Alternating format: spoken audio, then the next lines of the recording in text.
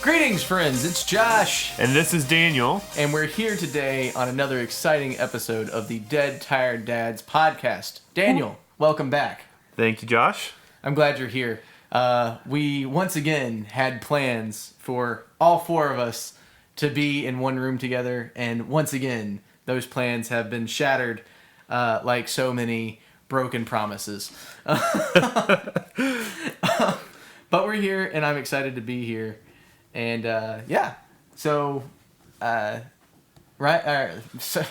Ryan is not here. Gosh, what a jerk that guy is. I'm kidding. He's taking care of his family, which he ought to do. And we really appreciate him doing that, quite frankly. Absolutely, 100%. Daniel, how have you been? You know, it's been good. I think it's been an exciting last month, especially for releases.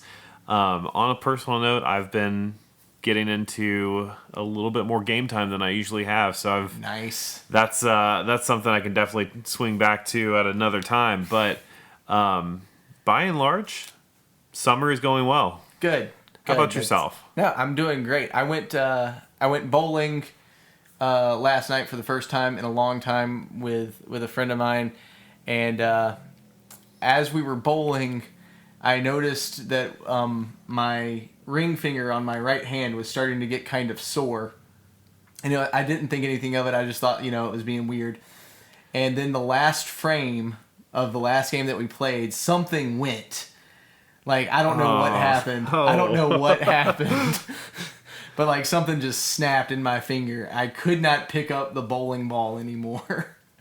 Oh, man. But I managed to get a strike on the 10th frame, so I had two more bowls that I had to roll. So paint this picture for me a little more clearly. You're there having bowled the entire night. You've exhausted your hand that you're bowling with, and you have accidentally done really well right as you've injured yourself. Yes. Oh, man. And so 10th frame, get the strike, so I have two more bowls that I have to roll. I roll through the first one and I pick up like 3 pins and but it hurts so bad to even try to roll the ball normally.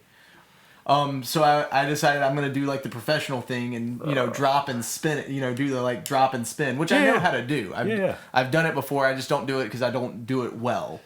But as soon as I go up, I do it, and I get a spare on the last. So I got a strike and a spare on the last frame. Felt good.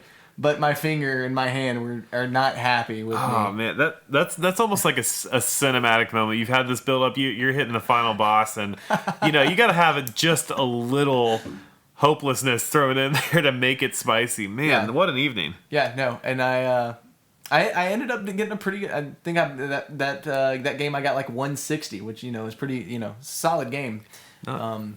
Not too shabby as far as the amateur field is concerned. I went to, I went to the doctor or to the urgent care today to have them look at it because I was like, it's one of those things where it's probably just a pulled muscle or something. Mm-hmm. But these are my fingers. My fingers are important for gaming and for playing guitar and for playing drum. Everything that I love about life, I need my fingers for. And I'm if there's if something got torn and I need reparative surgery, I don't know. It's just not sufficient that you got 9 extra. We're not doing the proto Baggins deal. I'm with you on that. So yeah, but it's just a sprained tendon is what they said. So they gave me some painkillers and told me to ice it. So Josh, doctor of course recommended you are gentle with yourself and you watch the Dark Knight trilogy rather than digging out Arkham Asylum. Yes, indeed. But anyway, that's my fun anecdote for the month of June. But do you have any anecdotes for yourself? Anything that's happened with you? Because it's been several months since you've been able to get in on an episode. So wow, has it been that long? I guess you're right. So I will say, I think I just need to stop letting the boys play Super Smash Bros. Because about 3 of the last 4 bad ideas that they've had have involved something with that game. To illustrate this point, my wife got one of those like treadmill pads. So it's not like a full treadmill. It's like just the bottom part. Okay. Okay. Yeah. So, they're not huge, but they are still a bulky object to ship. And, the boys have been a little excited about Solid Snake, who it features as a character in Super Smash Bros. At least since Brawl. Yes. And for whatever reason, they are really excited about hiding in boxes. Fair enough. So yes. I came home to some chaos a couple days ago involving one of them getting stuck in the box, another one having a box on top of that box, and nobody really happy. Oh man. But I think that's part of the fun. There is something about kids with boxes and putting them over their heads and like kind of trying to walk around. My son did that the other day, he was coming through the kitchen, and it was a very Solid Snake moment. So, I get you. I mean, I love it, and I think one of my bigger regrets is yes, I want to make time to game with my kids, but in general, I think people struggle to find good quality playtime. It's for sure. Hey, go to your room, do whatever. Hey, go in the living room, do whatever. Hey, fire up the Switch, do whatever.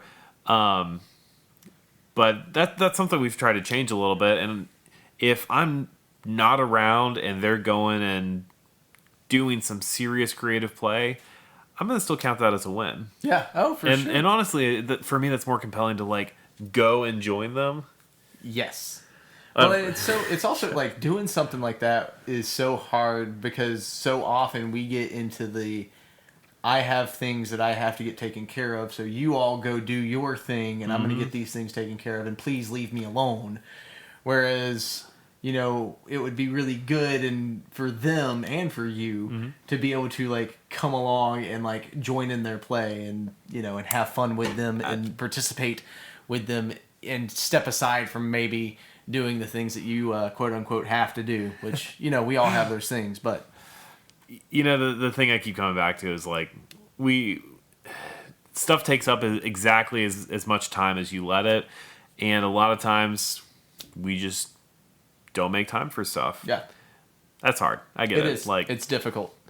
But it's all part of being a dead tired dad. All the time. Which, by the way, I don't think I mentioned this, but this is a podcast for gamers who don't have time to game. Yeah, you got to get the tag in there. So if you find yourself in the same boat as any of the 4 of us, you're in the right spot. Yeah, absolutely. So anyway, it's June. It's the end of June, and so that means it's time for our monthly news episode. And there is a giant fly on my computer screen. That's amazing. So that's a fun little side note. I just saw something black on the screen. I was like, "What is that?" Oh, it's just a fly. No, it's all good, folks, friends. You get that one for free. Yeah. Buzz, buzz, buzz. Yeah, I'm gonna get bit by a radioactive fly at some point, and then I'll become the amazing fly man. And I don't know. But anyway, gaming news.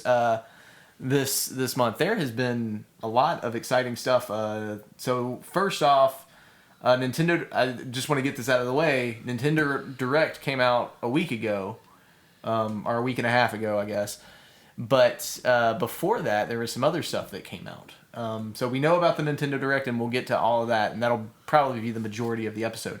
But there was one thing that I saw that's a rumor going around that I want to talk about because it's really an interesting thing, I believe.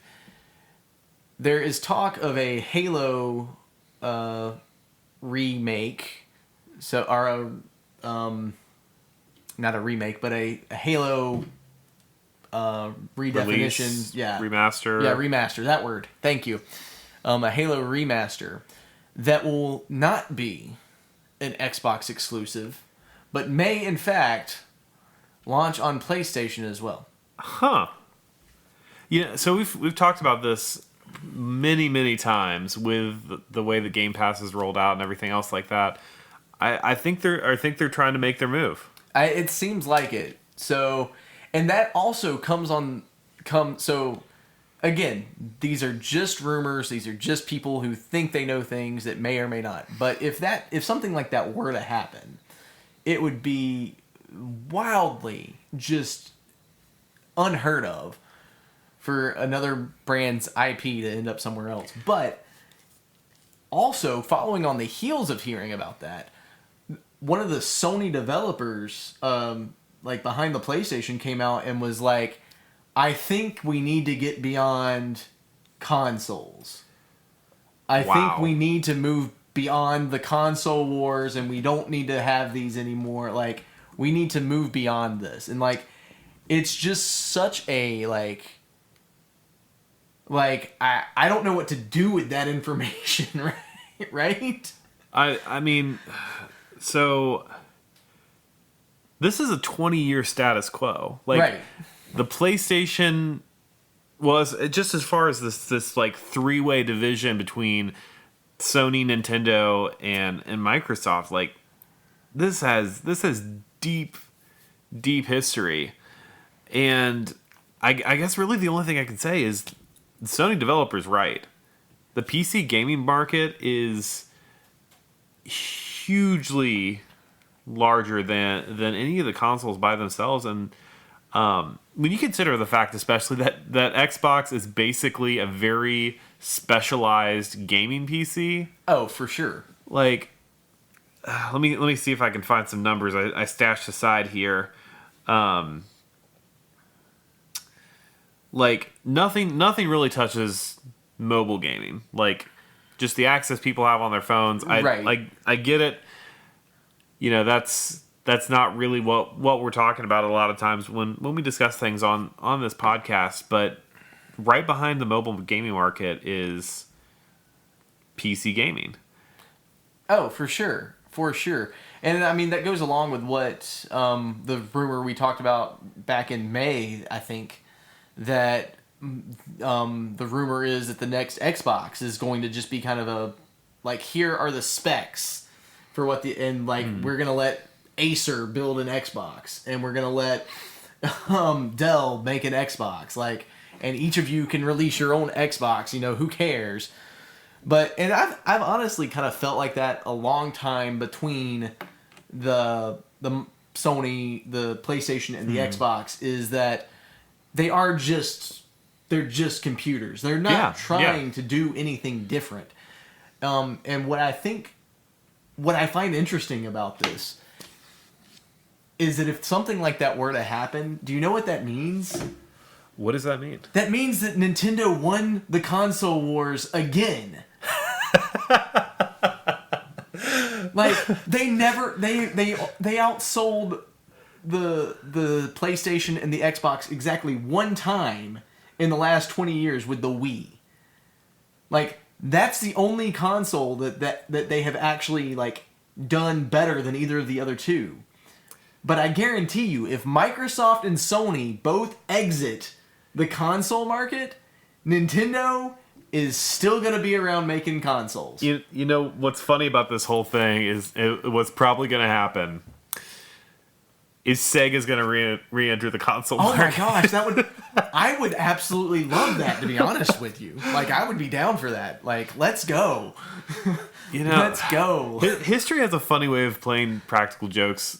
Like, there's so many times where the better product just doesn't win. Like, Betamax getting beat out by the VHS, Zune getting beat out by the iPod, and of course, every Sega console losing to its Nintendo equivalent. Well, the Genesis, I think, was the one that kind of came out. The problem is, and I think I've probably talked about this before, Sega was stupid in the way that they marketed their products because they kept competing with themselves. So like they released the Sega Nomad, which again we've talked about before, but they released the Sega Nomad after the lifespan of the Genesis is completely dead, and they're trying to launch like they have the Sega Saturn. Mm-hmm. The Sega Saturn is their new ship. They're still launching stuff for the Genesis. They're still putting stuff out for the Sega Genesis. They're like, the Sega Genesis did so well, we can still put product out for it, and we'll also put out a new console. And it's like, no, don't do that. That's stupid. You're going to bankrupt yourself, which is exactly what happened. Stop competing with yourself, and you'll do fine. Like, we get it. Are we glad that Sonic survived? Yes. Yes. Has there been a good Sonic game in a while? No. Well, we're gonna buy it anyway, though.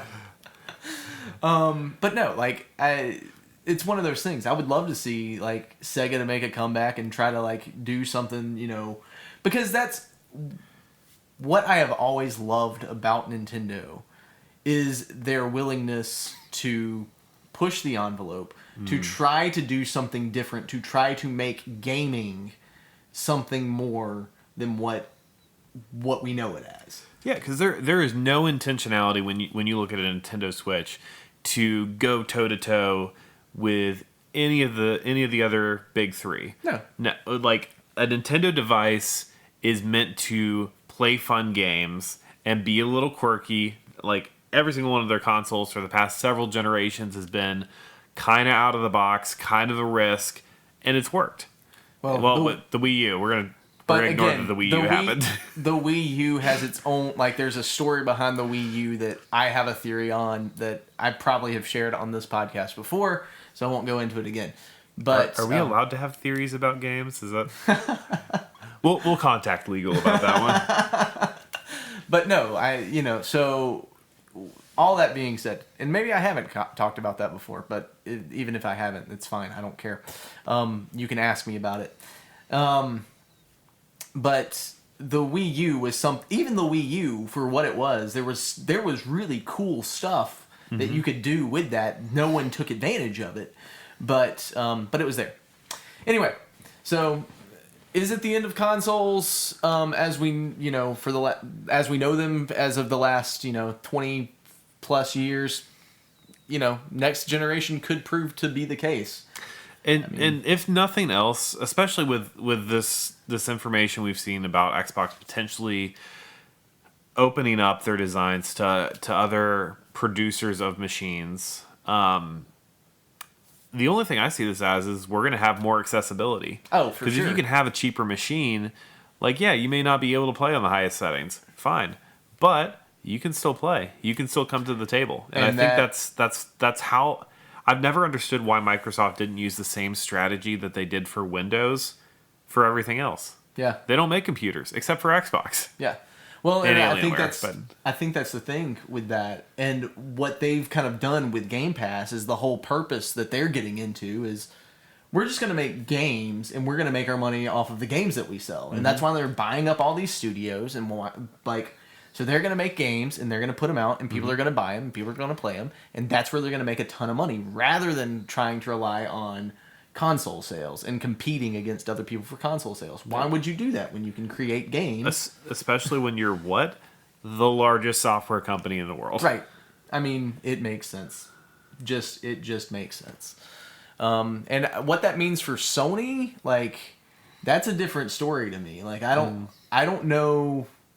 don't know what the PlayStation has that Microsoft can't do. Spider-Man. I'm with you on that. The exclusives are, I think this is kind of the problem with the console wars is the exclusives were never enough to get someone's entire media loyalty. Except for maybe Nintendo. That's the thing. That's what Nintendo has that no one else does. I feel like if you own a PlayStation, odds are really high you also own an Xbox. And then you probably own all three if you own something that's not a Nintendo device. Yeah. And then if you only have one device in your house, it's probably the Nintendo option. More likely than not, because Nintendo is, like you said, they're not trying to compete with everyone else. They are doing their own thing, and they know their niche. Like, they know what they're supposed to be doing, and they're doing it. Yes. And that to me is great. I love that they lean into their history, and that's the thing that they have that Sony and Microsoft don't. I mean, Sony and Microsoft never had a thing that was so connected to people's childhoods. Yeah. Well, and this I is... mean, even if they did, they let those IPs drop, like Spyro. Like, when was the last time we had a great Spyro game? They're not trying to develop that. They don't care about their old IPs. Nintendo does. You know what's really crazy is Nintendo does care about their old IPs though. Because I very much. don't know if you have this, but I've got Crash Bandicoot Trilogy on the Switch. I've got the Spyro release on the Switch. Like, I'm more than happy for Nintendo to host my childhood from other consoles. That's the thing. I think is what sets Nintendo apart, is that they do care about those IPs, and they care about people's about what made people happy when they were kids. Mm-hmm. Whereas Microsoft and Sony are just like, yeah, we're focused on that 18 to 35 demographic, and whatever those guys are going to be, whatever the most of those people are going to be doing. Like, which, fine, they have wallets, but you know what people spend money on when they have wallets? Their kids. Yep, that's true. And I guess the thing that I always come back to is, you can talk all day long about how much better your specifications are, how much better your technology is, how much better your controllers are. Like, the Joy-Cons are garbage. Oh yeah, for sure. They're needing everything, but they're garbage. Nintendo knows this. They have replacement stuff available for them specifically because they're garbage. People don't buy Nintendo because they're the superior product. People buy Nintendo because they want to be a part of something, and I don't think that Sony and Xbox have figured out how to start a movement. No. Like, well, they don't have their Mario. Like, Microsoft for a long time had Halo. Like, Halo was their Mario, right? Like, Master Chief was Mario. Cortana was on Windows as the assistant. But it's because Halo is a mature game, it doesn't work because you can't tie that into to the nostalgia factor, right? You can't pull that back to nostalgia. There's no way to grasp that childlike innocence that you have when you're playing a Mario game. Yep. You just can't do it with a Halo game. Not to mention the fact that Halo can very easily be redone and reskinned with Call of Duty. Mm-hmm. And Call of Duty and Halo are kind of the same thing. Like, there's not anything that really sets either of those two things apart. Mm-hmm. It's just... And don't get me wrong, you can create a really interesting sci-fi lore for a series, but I mean, I think this shows that a sophisticated lore is going to capture the imagination of a select few, and then you're just going to lose the rest. Yeah. Mario's not complicated. No, not at all. And something I will say in Nintendo's defense is, I think they've really done well focusing on simple formulas. Like, if you ask somebody what a Zelda game was, they'd be able to tell you. Puzzles, dungeons, save the princess. Someone asked you what a Metroid game was like, you could tell them. Exploration, power-ups, blow up the bad guys. Like, Mario game. Jump on stuff. The formulas are really simple, and they take those and expand them, and the rinse and repeat just works. Yeah. So, anyway, very interesting stuff in the future for gaming coming down the pipeline. Speaking of old games that have remasters coming out, or remakes, or new launches, another thing before we get into the Nintendo Direct, there's a new Perfect Dark game coming out, which was a great game that was out on the N64. It was a kind of a GoldenEye clone, but better. Watch thy words. It was better. It was a better version of GoldenEye, and had some good stuff. Had some really cool. They did some really cool things. There was one gun that you could shoot through walls.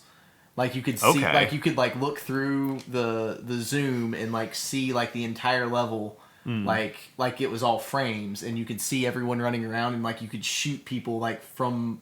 It was a very cool gun, but very difficult to use. Anyway, so a new Perfect Dark's coming out. Very exciting about that, and that leads us into a little bit of the Nintendo Direct. The Nintendo Direct, Where Perfect Dark was released on the N64 virtual console, which is super exciting. So, multiplayer enabled and everything, I believe. And so I haven't had a chance or taken the opportunity to play it yet. But that is out as of last week. So, which is super fun. The studio behind it originally was kind of a blockbuster studio at the time. I think Rare was responsible for a lot of really neat games. And where this comes out 3 years after the original GoldenEye, like my feeling was that this was the game that they wanted to make if they weren't constrained by the intellectual property that they were having to represent. And I'm sure that was like, I'm sure they used a lot of the same stuff from GoldenEye and was like, look, we're just gonna write a new story. So yeah. So there's that. There also on the virtual console. What else was there? Metroid Zero Mission. Yep. Which is exciting. Yep. I've never actually played that game because I don't have it on the Game Boy Advance. But it's a remake of the original Metroid, except that you have like an actual map that you can look at, which is helpful. And then they also tacked on a mission after the fact, so you get a little kind of backstory as to what happened leading into Samus, Metroid 2, Samus Returns, on the Super Nintendo. So, which I mean, let's be honest, that Nintendo's done a really good job updating older material. I know people are sick to death of the Pokemon remakes, and in some cases rightly so. But there's a reason that you can sell a copy of Pokemon Soul Silver for a lot more than what it sold for. Right. This ties into the nostalgia factor. There were people who played the original Metroid on the NES and were like, "Hey, I'm gonna play this again on the Game Boy. Hey, I'm going to play this again on my Nintendo Switch, probably with my kids because they need to experience this too." Yeah. And I don't know. There is a level where you risk burning people out on stuff, but there's some fresh things that you can bring into it. One of the things that I was really excited about on as far as the remakes were concerned was and I got to tread lightly here because a lot of people are sick and tired of the HD 2D genre. Yes. As a whole, Josh, I know that you're not a super fan of role-playing games by any stretch of the imagination, but I'm going to make you suffer through this because go for these are three of the, in my opinion, greatest games of all time, and I think this is kind of like gut level formula for these. Every time the Dragon Quest or Dragon Warrior, if you remember the original Game Boy releases of these games, every time one of these is redone or re-released, people go crazy because just in their fundamentals, it's a really satisfying little adventure. You know, very much back to basics of person or party in the later games wandering around, fighting monster, achieve the goal. The later Dragon Quest games make that a lot more complicated, but in my opinion, I think Dragon Quest III is one of the peak role-playing game experiences, period. And I mean that for like the original and NES version. Wow. Yeah, like, I have no opinion, but that sounds like high praise. You know, there are games that Josh wishes to force me to play and stream to the internet. I might make him play that one at some point. Okay. Hey, you know what? We might try that. We could certainly give it a shot anyway. But yeah, no. I did see Dragon Quest. I did see those that announced, and I know a lot of people. Like I said, not my jam, and that's okay. Absolutely. But I know that that's a a big series for a lot of people that they really like, and I know that that's exciting for them.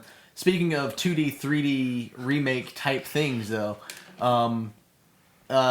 also we've got a Zelda game in which you play not Link, but you play as Zelda.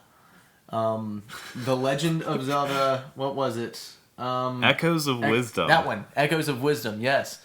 Like, Which, and my goodness, what a cool looking game. Like, well, I mean, so they're taking on the remake of, was it Link's Awakening that they did? Yeah, they did yeah. the remake of Link's Awakening like that, and so they're kind of following in that same kind of trend. I think that was probably one of the biggest like hidden secrets that they had. Like, I don't think anyone saw that coming. Like, that was. I mean, huge they caught me news. looking. Yeah. Like, and here's what I love about this. I think they were being sneaky with Link's Awakening. They were testing some concepts, testing the art style, testing probably their implementation of the game engine to see if, like, hey, can we make this the way that we like it? This game is groundbreaking for the 2D, the isometric Zelda games in a way that, like, Breath of the Wild was groundbreaking. The mechanic of taking I'm gonna stick stuff together and copy it, save it later, and use it that we get in Tears of the Kingdom really kind of comes back in a completely different environment for this one, where you're doing that but for platforming. Yeah. That's such a creative take, because you're putting all the agency back to the players. Right.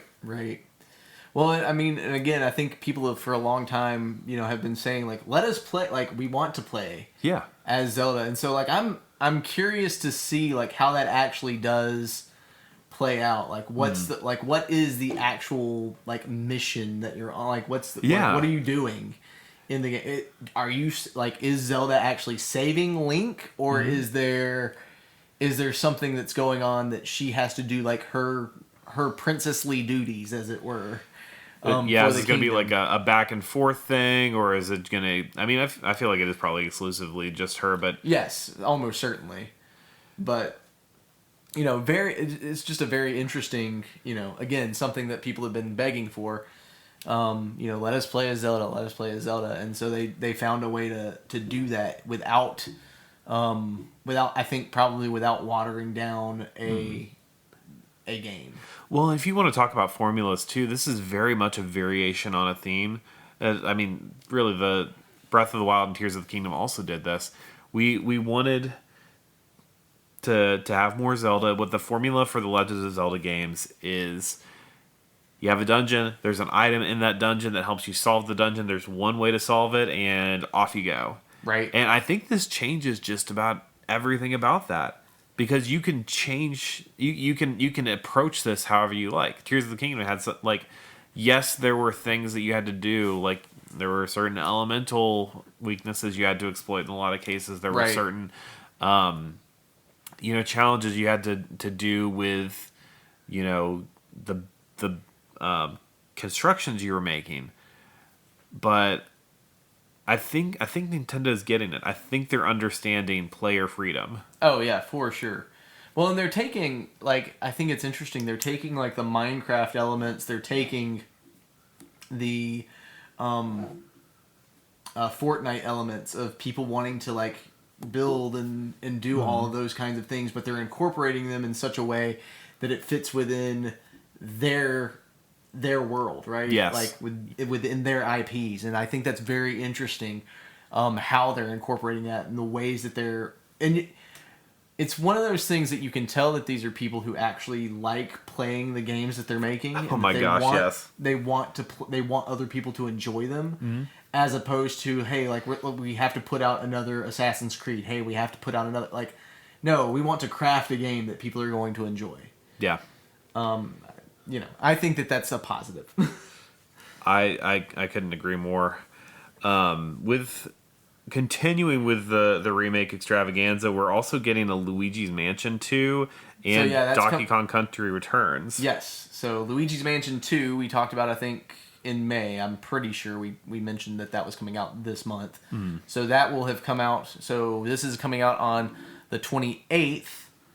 This episode will release on the 28th. Luigi's Mansion 2 comes out on June 27th. So it has been out for exactly 1 day. So I'm excited about that one. Hot news. I'm excited about that one. I really want to play that because I enjoyed playing Luigi's Mansion the first time about a year ago, I think, maybe a little bit more. And my kids enjoy watching all of the Luigi Mansion 3 content on YouTube, so all the playthroughs and things like that.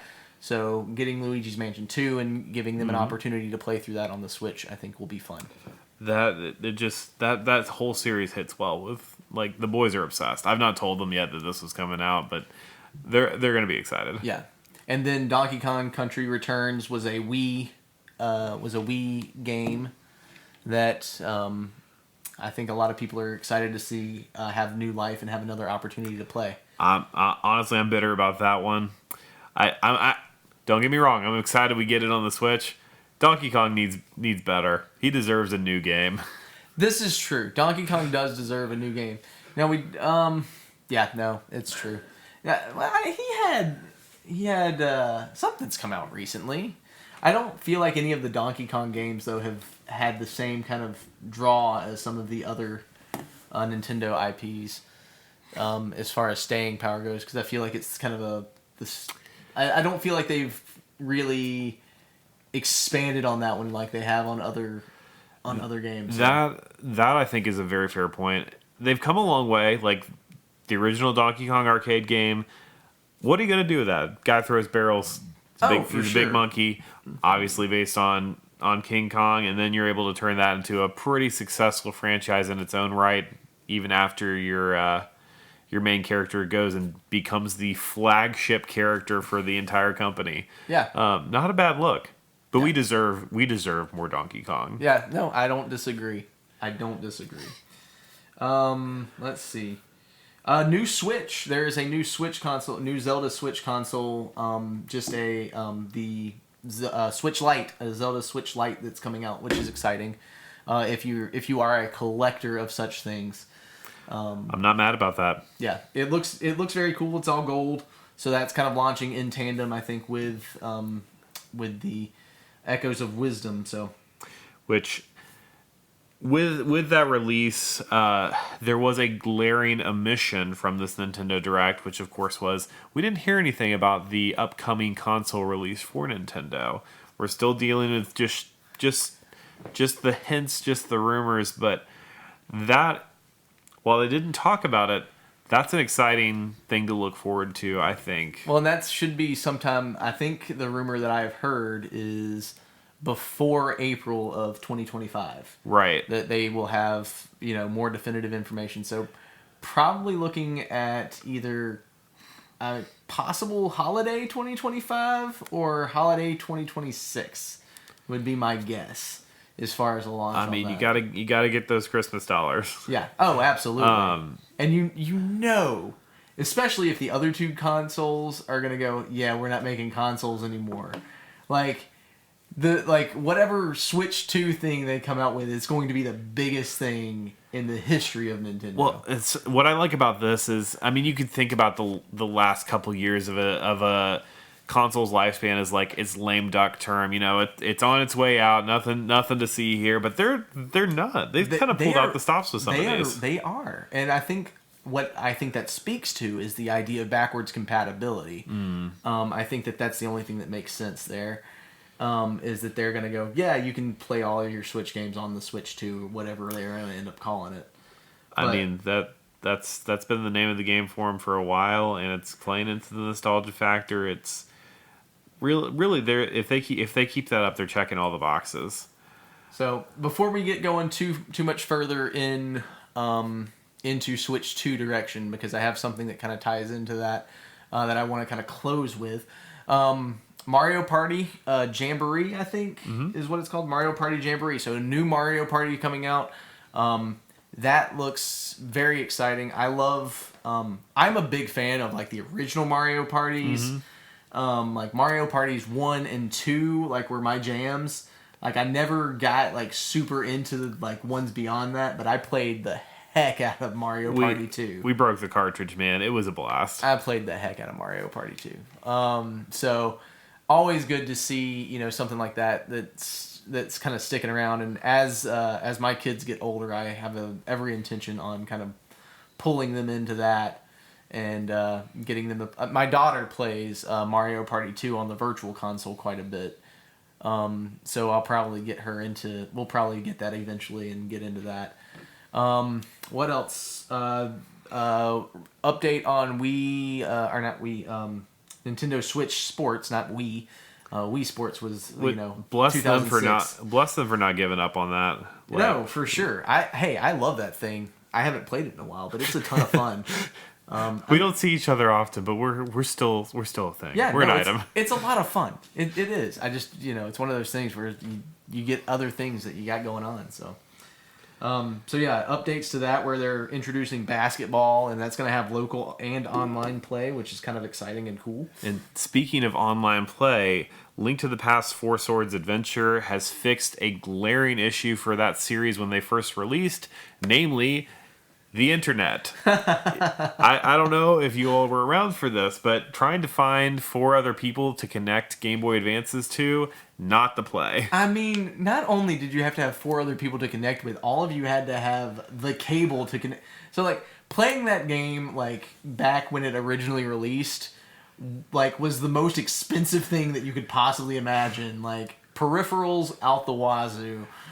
So, I mean, we're talking about the Xbox becoming accessible through releasing those plans. This is Nintendo doing accessibility for a game that almost nobody got to enjoy in its full capacity. Yeah. Speaking of which, that's all 4 of the Dead Tired Dads have Switch and also have the virtual consoles. That's something that we need to work out to like get together and play through. That would be a lot of fun. I completely agree. The numbers just check out. Yeah, we should do that.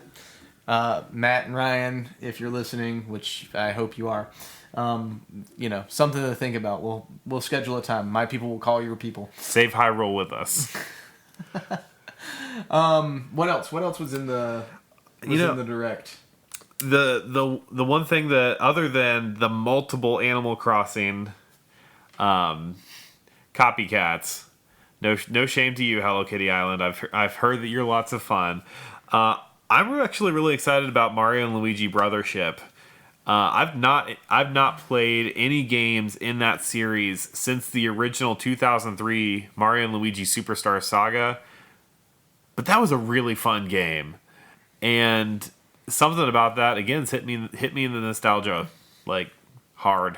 Yeah, no, that one looks. I mean, it's outside. Again, this is not in my genre wheelhouse. So the Mario and Luigi like RPG games, not something that I'm gonna like really be super interested in, but definitely something that that I know it looks cool. It looks good. Probably something I will skip, but I know that a lot of people will want to pick that one up. Hey, that's just how the cookie crumbles sometimes. I feel like we missed something, Josh. I think we did. And this is a game that I will not be skipping. I can promise you that. They finally released. They did it. Josh, how long has this been? It's been 7 years since they announced this game. 7 years. I feel like we introduced an entirely new generation that we've not named yet since this game was first rumored.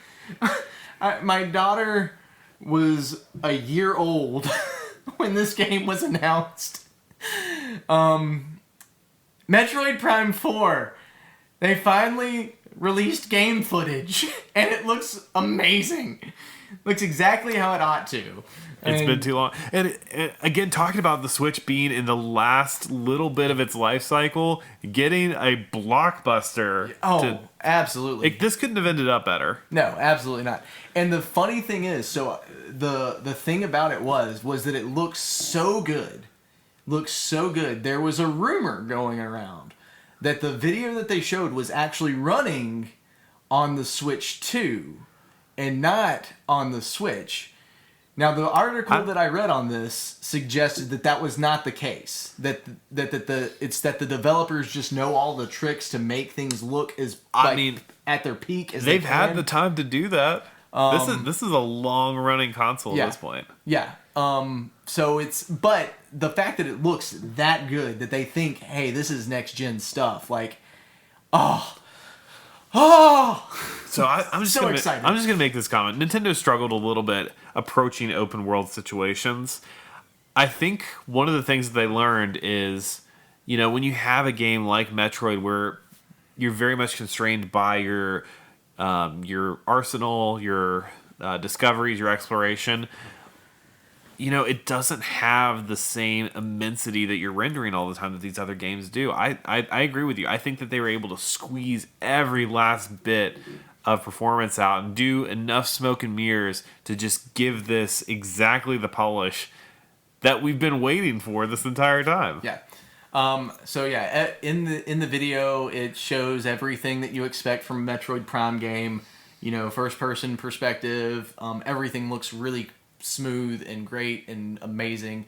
You got your scanning and all your stuff going on, and of course Samus is going to lose all her powers at the beginning of the game, and then you're going to have to go through a world and collect them all, because it's a Metroidvania and that's what you do in those games.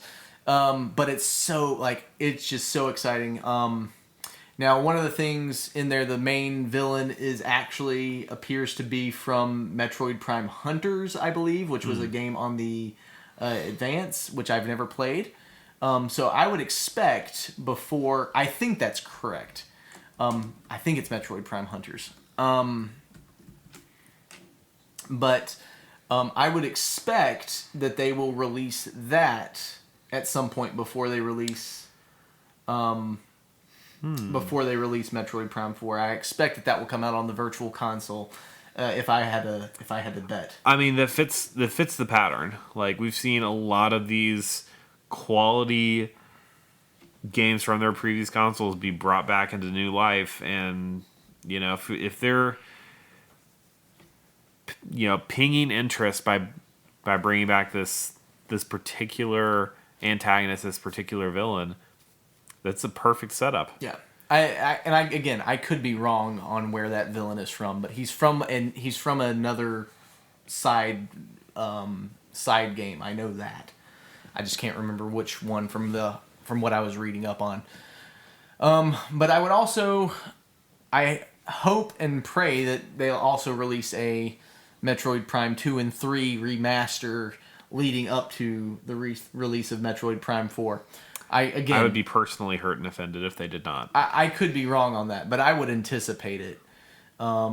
Because, of course, they're going to steal all of my money. And it's not stealing if I give it to them, but it still feels like it. To clarify, Josh wants Nintendo to take his money for the things that he wants. Yes, please take my money. I give Nintendo so much money. They should really sponsor us. This podcast is not brought to you by Nintendo, but it could be. And it should be. If you know Nintendo, you outsiders and insiders out there in the interwebs, please let them know. They need to know. We are the one random dad podcast that they should sponsor. That's us. It's us, not Nintendad or any of the other They believe in the little guys. Yeah, they know what's what. But anyway, finally, I can't express how excited I am that they are finally making progress on Metroid Prime 4. It's so good to hear. Yeah. It's gonna be beautiful. A thing of wonder. Anyway, so I think that about wraps it up as far as I'm concerned. That was Metroid Prime 4 was really the only thing, that I cared about once I saw that it was announced. Everything else was oh yeah, that's cool too, but no, obviously that's my main gem there. So. I mean, other than what we covered, there were some interesting bits. JRPG fans rejoice. You get some more stuff. Good for you. But in general, we've got some change coming up in the next 2 years. Yeah. I'm excited to see how this plays out, Yeah. both in the broader gaming market and also with Nintendo specifically. Yeah, no, the gaming world is going to undergo some major changes, I think, and that's okay. We've done it before, and again, Nintendo is going to come out somehow. Nintendo manages to stay on top in the console wars, is my bet. And yeah, so that's going to do it, I think, for this episode of the Dead Tired Dads podcast. If you like this episode and if you enjoyed it, please like, share, subscribe, and do all the things. Do all of the things. Do them all, and especially share. I think we put on a pretty good podcast. I think we have a pretty good show, and we have a lot of fun. And I think other people should enjoy. Should have the opportunity to enjoy that. So why don't you just click that share, put it on your Facebook page, get a sticker, put it on the back of your car. You can make that yourself, or you can ask me for one, and I'll give you one, and you can stick it on your car. And when people ask you about it, you can say, "Hey, that's a really great podcast."